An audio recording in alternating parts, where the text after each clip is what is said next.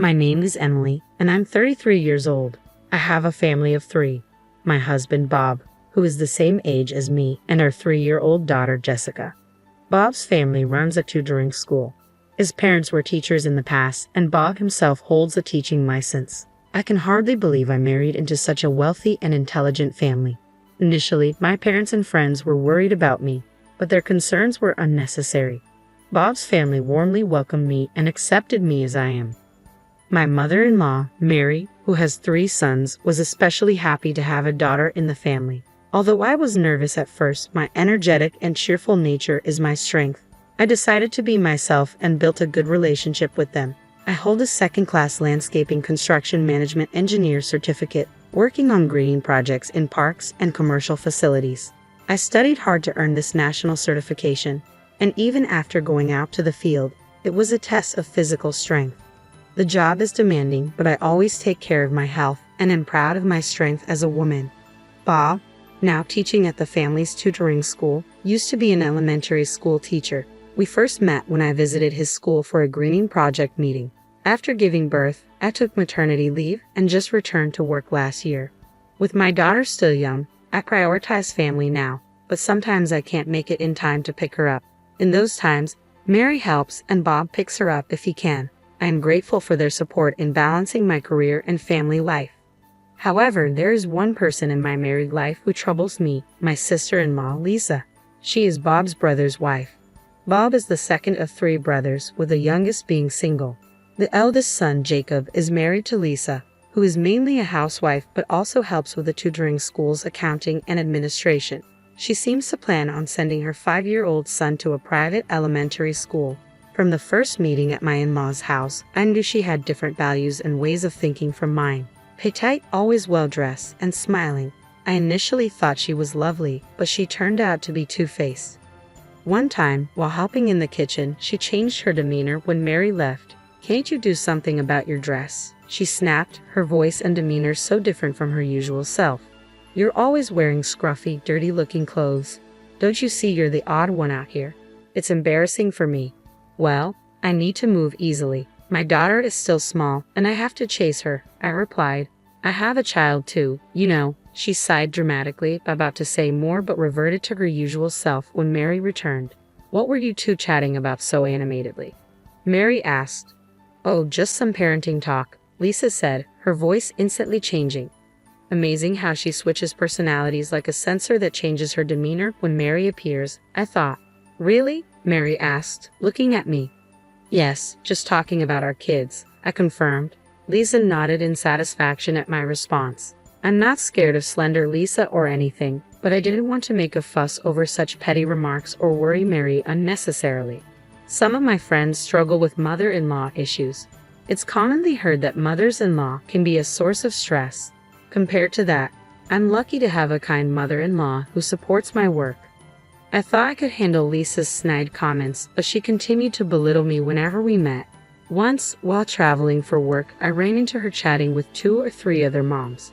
We made eye contact, and it would have been strange to ignore her. "Hello, Lisa," I said with a smile. "Oh, hi there," she replied. I was in a hurry, so we only exchanged greetings, but later that night, she called my home. "What were you thinking?" she exploded as soon as she realized it was me on the phone, without even a greeting. "What are you talking about?" "About this afternoon. Don't approach me looking like that. How can you walk around in those work clothes? Unbelievable. We all saw you. It's normal to dress nicely even without a special occasion. All those moms are preparing their kids for private school admissions. You're from a different world." It was so embarrassing, she ranted on. "Well, I was working, so those were actually my work clothes. That doesn't matter. Just don't talk to me in public anymore. It's embarrassing." "But isn't that weird? We're family after all." "That's what I've been saying. You were classless and not suitable for our family, and I never thought of you as a sister, even if we're related by marriage." She hung up abruptly, leaving me stunned. Did she really need to call just to say that? Her snide remarks continued at family gatherings, but what's worse was she only showed her true colors when we were alone. She dresses nicely, the sophisticated wife of a wealthy family. She must love that image of herself. I don't mind that, but I don't understand why she feels the need to attack me for not fitting her taste. Sure, she always wears nice clothes, bags, and accessories, but how does she have so many? Maybe Jacob just lets her buy whatever she wants. Her quiet husband probably doesn't know her true nature. That's just how she is. I hadn't told Jacob or Mary, but I'd been feeling stressed out, so I informed Bob. Oh, she doesn't seem like that type, he said, initially taking it lightly. But a few days later, Mary called. She was organizing a family dinner that weekend, informing us about the restaurant and time. Though we all lived about 30 minutes away by car or train, she usually didn't interfere in her sons' lives. However, she requested that all families gather for my father-in-law's birthday and Christmas. This time was for my father-in-law's birthday. We got a private room at his favorite high-end restaurant. It's our first time there as a whole family, but it's really delicious, so look forward to it. Yes, I'm looking forward to it, I said, excited. I dreaded meeting Lisa, but tried not to let it show. You sound a bit down. Is work keeping you busy? Mary asked. No, I'm fine really, I replied quickly, trying to reassure her, though my voice might have betrayed some reluctance. Emily, if there's anything troubling you about our family, you can tell me, she said gently. No, there's nothing. Your help with our daughter when I work late is always appreciated. It's not about your family. Oh, not about my family, she responded, a bit puzzled. I didn't quite understand what she meant, but there was no time to ponder it further as the weekend of the dinner arrived.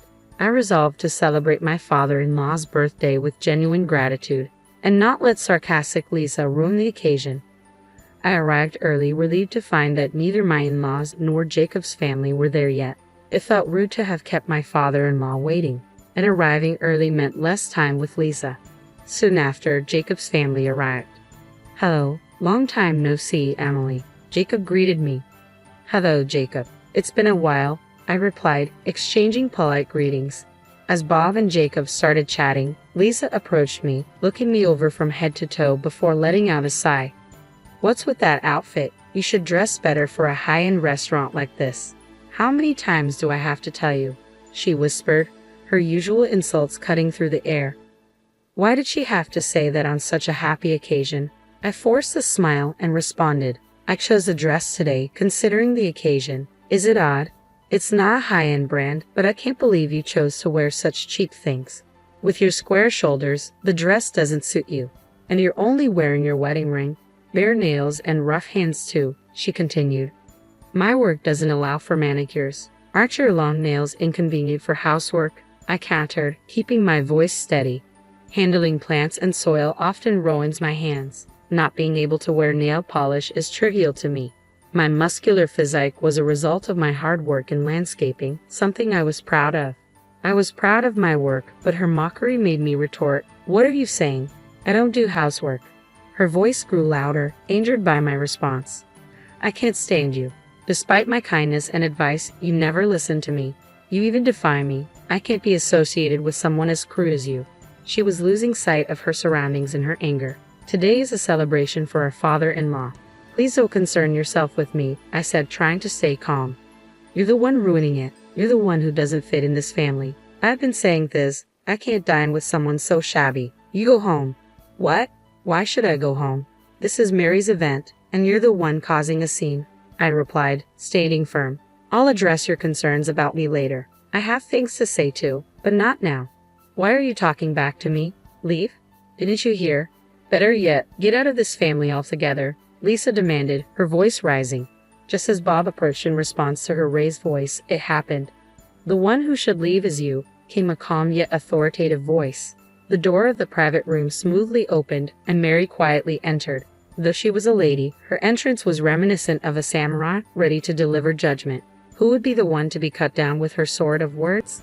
Of course, it wasn't me. Next, my father-in-law and Daniel, the youngest son, entered, and then Mary closed the door. Oh, Mary, Paul. Lisa, who had been heated up, seemed to remember where she was and what kind of gathering this was. She opened and closed her mouth, unable to continue her words smoothly. What did you say just now? Anyway, everyone please sit down, Mary said in a calm voice, but with an undeniable force that everyone obeyed. The unspoken lines of one mocking someone's job, plenty of indecent sarcasm, and the ugly daughter-in-law of this world replayed in my mind, capturing the atmosphere. It seems we have to talk before the birthday party. Honey, Sorry about this, Mary said to my father-in-law, who nodded in agreement. Then Mary turned to face Lisa. So, Lisa, what were you saying to Emily? Even my mother-in-law, who is usually as gentle as the Virgin Mary, showed a surprising edge when needed. Lisa stammered, No, I was just saying I'm looking forward to today's meal. I must have bad ears lately. I thought I heard get out. No, that was just. We had a little argument. It was a joke. I didn't mean get out. Lisa tried to control her emotions, forcing a smile as usual. An argument. What was the reason? It seemed like you were the one doing all the talking. Since when have you been bullying Emily? Mary's eyes bore into Lisa, making it clear she had heard everything from the corridor. Bullying? No, I was just advising her on manners and clothing as a senior daughter-in-law of this family. It didn't seem like advice. After all, everyone is free to wear what they want as long as it's not disrespectful. Emily wasn't dressed oddly at all, but wearing non-branded clothes to such a fancy restaurant and her makeup and accessories being so plain, Lisa trailed off, clearly flustered. Mary sighed. Lisa, we don't judge people based on their clothes or accessories. We judge them by their character. And I think Emily's character speaks volumes more than any brand name could. The room fell silent, and the weight of Mary's words lingered. I thought it'd be embarrassing for you, Mary and Paul. Enough already, Lisa retorted. Oh, Mary scolded, and I involuntarily shrank my shoulders along with Lisa. The husbands and father-in-law, knowing how scary she can be when she's angry, didn't seem surprised. They were busy taking care of the children, showing them picture books and talking to them. The one who should be embarrassed is you, Lisa, Mary continued. What? Lisa looked taken aback. I noticed something was off when you two were together here. At first, I thought you were talking amicably. We were just talking normally, weren't we? Lisa glanced at me with different eyes, but I didn't meet her gaze. Let me tell you, Emily never tattled to me. You could have changed your attitude, but instead, you escalated things, Mary said, her voice firm. Lisa was becoming flustered, but Mary pressed on. Also, you always wear beautiful clothes and have many bags. Yes, I always make sure I'm presentable wherever I go, Lisa stammered. Where does the money for all that come from? Mary asked, catching Lisa off guard. Lisa froze. Well, of course, she began, but Mary interrupted.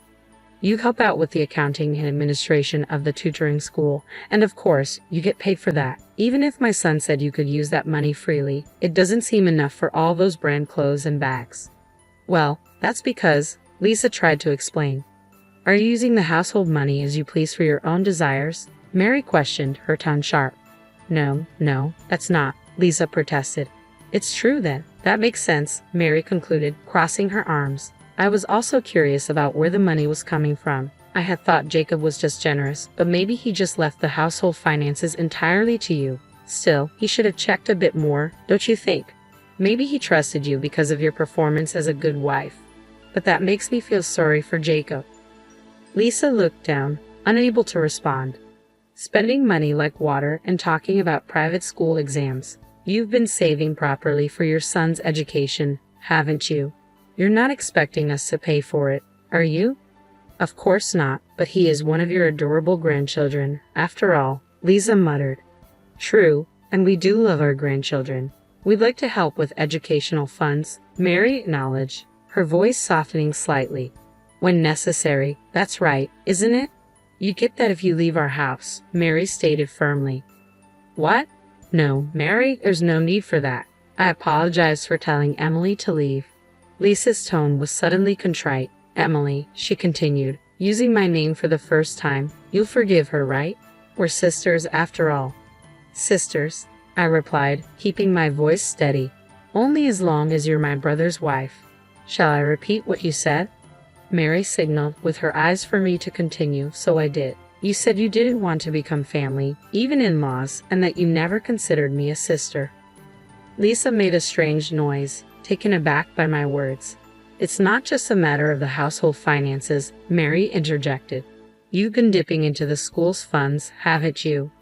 Lisa was speechless, her eyes wide with shock. Is that true? I was truly surprised by Mary's revelation. I had suspected Lisa was using household money freely, but I never imagined she was also meddling with the finances of the tutoring school run by my in-laws. It seems you were clever enough not to get caught, so it took a while to figure it out, Mary continued. Charlie, who has been doing our accounting for years, you deceived him too, didn't you? Lisa turned pale. The gifts for the teaching material suppliers and the thank you gifts for the teachers who conduct seminars. We trusted you with such shopping, but the amounts on the receipts gradually increased, as did the frequency. You said things like, I was told to give it as a birthday present, or I was asked by Bob or Mary. That's not true, Lisa exclaimed, her voice faltering. What are you talking about? Giving department store items other than confectionery as gifts, something we never did before. But we trusted you because you were our daughter-in-law. The lunch expenses for taking part-time teachers out, you were actually using them for lunches and tea with your mom friends. Mary's tone was cold and unyielding. The questionable receipts gradually increased, and finally, Charlie came to consult us. Even before that, my son had noticed and started investigating. You betrayed everyone's trust for you. Dressing up seems to be the most important thing to you. No, it wasn't me, Lisa said, her voice faint. She looked at Jacob for support, but he only gave her a cold stare. If what's been said is true, that's only natural. Emily is the opposite of you. Sure, she's a bit indifferent to fashion, but she puts her family and work first, putting herself second. You mocked her job without really understating it, but being a landscape construction manager is an impressive qualification. She must have studied hard to earn it. As I listened, I felt a sense of relief seeing Lisa get a taste of her own medicine. Mary's sudden praise for my efforts caught me off guard and made me emotional. She's a person with determination, so I thought if she wants to continue her job, we should respect that. Have you ever seen her work? Unbothered by dirt or mud on her clothes and hands, working with such vigor, would you mock such a person? Hearing her words brought tears to my eyes. Lisa, with no more excuses or pretense, simply hung her head low. Our tutoring school may not be as big as the national chains, but we've gained trust by caring for our teachers and students. It's about the people, the heart. The one who doesn't fit here is you. You are the one who should leave, Mary declared firmly, exuding such cool composure that I almost wanted to applaud her. After that, Lisa, who had played the role of an elegant, ideal wife, was ousted from the wealthy household. Jacob set up a meeting to discuss their situation, but even then, Lisa refused to admit her faults and lashed out in anger. This led Jacob to decide on a divorce. With the discovery of her embezzlement, she couldn't claim any alimony and was left with nothing. Jacob retained custody of their son, and with the support of my in-laws, they planned to continue their lives as usual. Lisa, always putting herself first, had often been harsh to her son whenever things didn't go her way. However, reassured by his father and grandparents, the boy seemed to understand everything. The private school exams had been solely Lisa's strong desire, and now, free from the pressure, he enjoyed playing with our daughter. Of course, Bob and I intended to help in any way we could. One relaxed weekend at my in-laws, Mary approached me and said, I'm really sorry for making you feel bad all this time. We should have noticed earlier. Not at all. I didn't mind it initially, I replied. From now on, don't hesitate to speak up if you're in trouble, okay? Mary added with genuine concern. As I recalled Mary's words about the importance of people and the heart, I couldn't help but look at her with admiration. Noticing my gaze, she asked, What is it?